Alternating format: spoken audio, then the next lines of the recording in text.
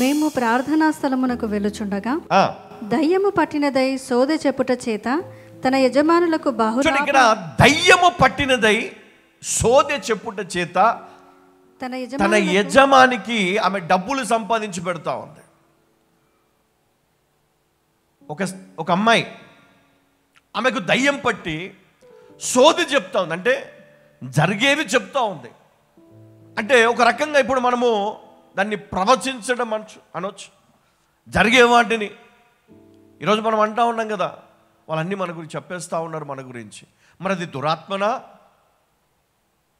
దేవుని ఆత్మన? గ్రహించే జ్ఞానము కూడా ఉండాలా క్రైస్తవునికి, గ్రహించే అభిషేకం ఉండాలా క్రైస్తవునికి. ఈరోజు ఇలాంటి అనేకులు బయలుదేరారు. అయితే నువ్వు ఎవరి మాట వింటా ఉన్నావు? దేవుని మాట వింటున్నావా, మనుషుడి మాట వింటున్నావా? ఒకవేళ దేవుడు మాట్లాడితే ఎట్లా ఉంటుంది తెలుసా? దేవుడు మాట్లాడితే ఎట్లా ఉంటుంది తెలుసా? నీ మనసు కొంచెం బాధగా ఉంటుంది, కొంచెం నీకు బాధ అవుతుంది నీకు. ఎందుకంటే ఆ మాట నీకు హృదయములో నొచ్చుకుంటుంది, నువ్వు బాధపడతావు. చాలామంది మానేస్తారు, చాలామంది దేవుని ఇక మర్చిపోవడమే మంచిది అనుకుంటారు. కానీ ఇక్కడ మనం చూస్తే సోదె చెప్పు చిన్నది చేసిన సూచక క్రియలు, చాలా గొప్ప కార్యాలు చేసింది. తను కూడా తన వల్ల లాభం వస్తుంది, వాళ్ళకి డబ్బులు సంపాదిస్తూ ఉన్నారు. హల్లెలూయా, హల్లెలూయా. నోటికి ఏది వస్తుంది మాట్లాడను, ఎందుకు అంటే అది దేవుని చిత్తమో కాదు, దేవుని యొక్క ఏర్పాటు కాదు, అది దేవుని ఆత్మ కాదు. ఏది పడుతుంది మాట్లాడడం. అన్నిటికీ ఒక సమయం ఉంటుందంట కదా, పుట్టుటకు, చచ్చుటకు. జీవితంలో ఏది జరగాలన్నా ఆ సమయం రావాలా. జీవితంలో ఏది జరగాలన్నా ఒక సమయం రావాలా. బ్రదర్ నాకు పెళ్ళి అవ్వట్లేదు, బ్రదర్ నాకు పిల్లలు పుట్టట్లేదు, బ్రదర్ నాకు ఉద్యోగం దొరకట్లేదు. ఇది చాలా మనకు బాధ. నిజంగా నేను కూడా మరి ఉద్యోగం కోసం వెతికేటప్పుడు చాలా బాధపడ్డ రోజులు ఉన్నాయి. ఎందుకంటే ఆ బాధ అనుభవించే వారికే తెలుస్తుంది. కానీ దేవుడు నీకు సరైనటువంటి మార్గంలో కనుక నేను నడిపించినప్పుడు, నువ్వు ఆ మార్గంలో వెళ్తే నీవు అద్భుతంగా నీ జీవితంలో నువ్వు దేని గురించి అయితే వెతుకుతున్నావో వాటిని నువ్వు పొందుకునే అవకాశం ఉంది. నీకు స్వస్థత కావాలా, విడుదల కావాలా, ఆరోగ్యము కావాలా, ఈ లోకంలో ఉన్నటువంటి చెడును విడిచిపెట్టి ఆ మంచి మార్గంలో వెళ్ళాలని ఉంది నీకు. దేవుని ఆరాధించాలి, దేవుని ఘనపరచాలి, విశ్వాసంలో ఎదగాలి అని నీకు ఆశ ఉంది. కానీ నువ్వు ఎదగటం లేదు. కానీ దేవుడు నీకు ఆ మార్గం చూపిస్తాడంట. అందుకే మొట్టమొదట మనం నేర్చుకోవాల్సింది ఏంటంటే, ఎవరు ఏంటి అని గ్రహించే జ్ఞానం మనకు కావాలా. ఎవరిని పడితే వారిని వెంబడించడం మంచిది కాదు. అది మరణానికి తీసుకొని పోవచ్చు, అది లేమికి దారి తీయొచ్చు, అది రోగానికి దారి తీయొచ్చు, అది బలహీనతకు దారి తీయొచ్చు, అది నిన్ను వెక్కిరింప పాలు చేయొచ్చు, అది నీకు ఉరిగా మారొచ్చు. కాబట్టి నువ్వు తీసుకునే ప్రతి నిర్ణయము అది దేవుని పట్ల, అది దేవుని విషయంలో, అది దేవుని వాక్య విషయంలో, ప్రార్థన విషయంలో, దేవుని యొక్క నడిపింపు విషయంలో, దేవుని చిత్తము అనే విషయంలో మనిషి యొక్క చిత్తాన్ని నువ్వు అనుసరించకూడదు. ఇది దేవుని చిత్తమమ్మ ఇట్లా చెయ్యి, ఇది దేవుని చిత్తమమ్మ ఇట్లా చెయ్యి అని చెప్పేవాళ్ళు ఎక్కువైపోయినారు.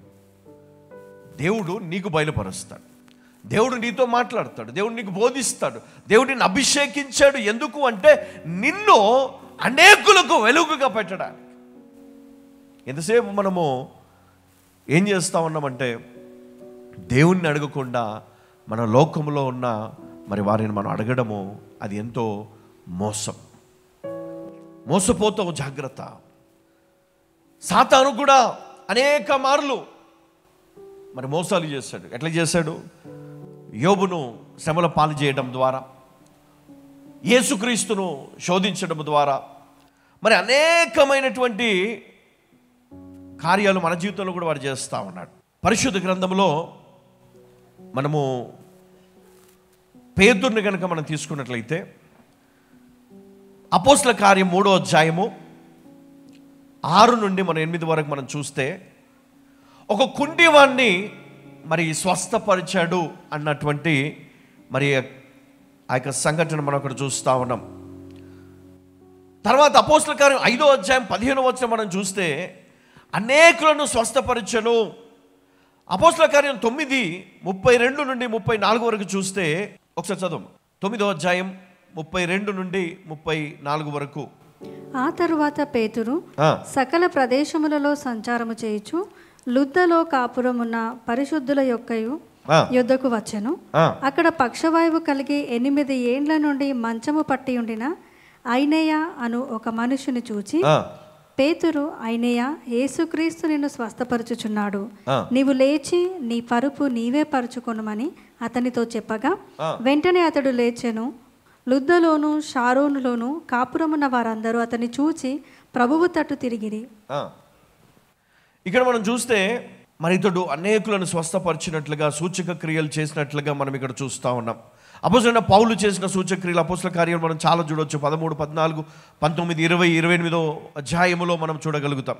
అయితే మరి వీరు ఎలా చేస్తూ ఉన్నారు? వీరు చేసినటువంటి అద్భుతాలు చూసిన వారు ఎంతోమంది రక్షణ పొందారు, మారు మనసు పొందారు, మరి వారు బాప్తిసం కూడా తీసుకున్నారు. మరి వీరు చేసినటువంటి పరిచర్య, గారడి వారు చేసినటువంటి పరిచర్య, ఇందులో వ్యత్యాసం ఏముంటుందంటే ఒకటే నీవు గ్రహించాలా, వాక్యం.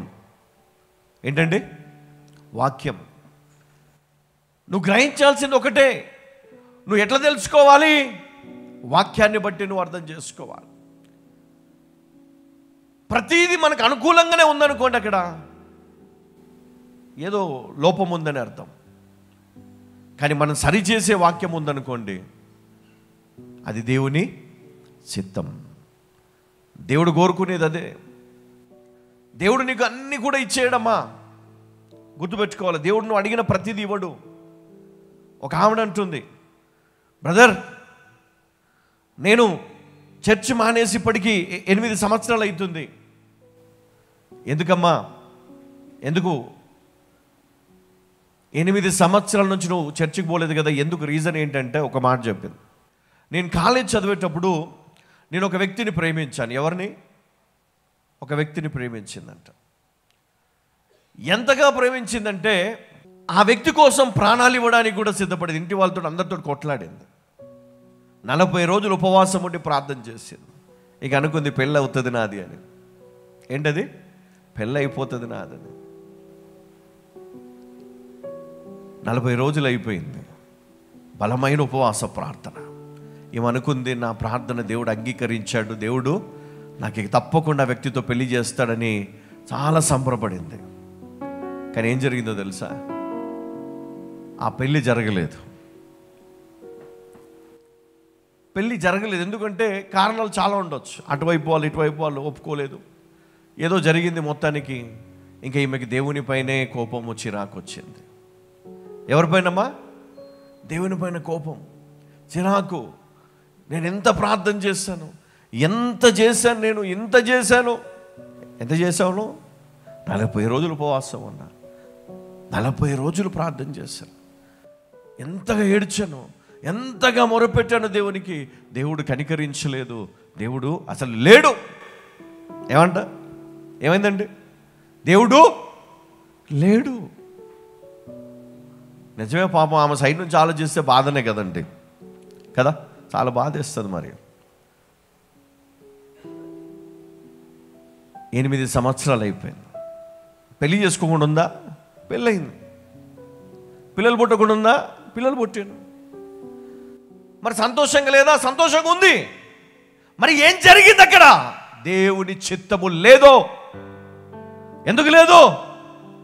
ఎవరినైతే నువ్వు పెళ్లి చేసుకుంటావో అనుకున్నావో ఆ వ్యక్తి భయంకరమైన శాపము వారి పితరుల నుంచి వారిని వెంబడిస్తుంది. భయంకరమైన శాపం. కొంతమంది కొట్లాడి పోరాడి పెళ్లి చేసుకుంటారు, తర్వాత జీవితాంతం నరకం అనుభవించి దేవుడు నిన్ను అందుకే ఆపాడమ్మా, నీకు అర్థం కాలే.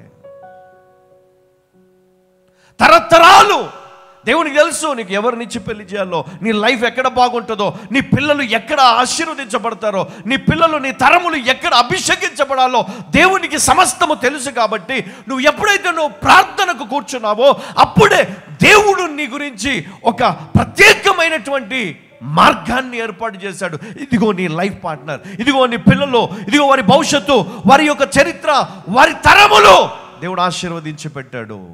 ఆ మార్గం గుండా నువ్వు వెళ్తే నీ జీవితం బాగుంటుంది. కానీ నీకు నచ్చిన జీవితాన్ని నువ్వు ఎన్నుకొని ఒకవేళ దేవుడు నీకు ఇవ్వకపోతే అది దేవుని చిత్తము కాదు, దేవుడు లేడు అనే పరిస్థితి ఈరోజు కలిగినటువంటి పిల్లలు ఎంతోమంది ఉన్నారు. వారి జీవితంలో తెలుసా సంతోషం లేదు, సమాధానం లేదు, ప్రేమ లేదు, ఏమీ లేదు. కొంతమంది తెలియదు, ఆ నుయ్యిలో పోయి పడతారు. పడ్డ తర్వాత అప్పుడు తల కొట్టుకుంటూ ఉంటారు. నేను అప్పుడే మా అమ్మ మాట వింటే బాగుండేది, నేను అప్పుడే మా నాన్న మాట వింటే బాగుండేది, నేను అప్పుడే మా అన్న మాట వింటే బాగుండేది కదా. ఇప్పుడు మునిగిపోయిన తర్వాత ఇప్పుడు బాధపడతాం. నేను చెప్తున్నాను, పెళ్లి విషయం ఒకటే కాదు, ఉద్యోగ విషయం, నీ భవిష్యత్తులో ప్రతి విషయం, వ్యాపారము కావచ్చు, ఒక ఇల్లు కావచ్చు, ఒక ప్రాంతము కావచ్చు, ఒక దేశము కావచ్చు, ఏ పదవైనా సరే అది దేవుని చిత్తమైతే స్థిరంగా ఉంటుందండి. దేవుని ఏర్పాటైతే అది స్థిరముగా ఉంటుంది. అది దేవుని చిత్తము లేనప్పుడు అది ఎప్పటికీ నిలబడదు కదా. గారడివాడైన సీమోను అది దేవుని చిత్తము కాదు కాబట్టి ఒకరోజు అతని మోసాలు బయటపడ్డాయి, ఒకరోజు అతను మారు మనసు పొందాల్సి వచ్చింది. ఇదిగో ఇది దేవుని చిత్తము కాదు. ఎవరు? ఆ చిన్నది, సోది చెప్పు చిన్నది, అది దేవుని చిత్తము కాదు. అందుకే ఒక రోజు వచ్చింది, ఆమెకు విడుదల జరిగింది కదా. దేవుని చిత్తం ఏంటి? దైవజనులు కదా, అపోస్తులు, వారు ఆమెకు విడుదలనివ్వాలి. అది దేవుని చిత్తం. ఆ సాక్ష్యము ప్రబలాలి. అక్కడ దేవుని ఏర్పాటు ఉండాలి, దేవుని నడిపింపు ఉండాలి. అప్పుడు నీ జీవితంలో ఏ కొదో ఉండదండి. నువ్వు ఎన్నో ఊహించుకుంటావు, ఎన్నో ఆశలు నీకు ఉంటాయి. ఓ యవనస్తురాలా, ఎన్నో ఆశలు, ఎన్నో కోరికలు మనకు ఉంటాయి. కానీ దేవుని చిత్తాన్ని కనుక నువ్వు తెలుసుకొని ఆయన చిత్తాన్ని కనుక నువ్వు అడిగితే నీ జీవితం అద్భుతమైనటువంటి జీవితంగా ఉంటుంది. లేకపోతే నీ జీవితం అంతా చీకటి చీకటి చీకటి. అయినా మించిపోయింది లేదు. తెలిసి తెలియక నువ్వు చేసిన కొన్ని పొరపాట్ల వల్ల ఈరోజు నువ్వు అనుభవిస్తున్నటువంటి ఈ నష్టము నుండి, ఈ కష్టము నుండి దేవుడు తప్పకుండా నీకు విడుదల ఇవ్వడానికే ఆయన సంఘాన్ని నీకోసం పెట్టాడు. హల్లెలూయా.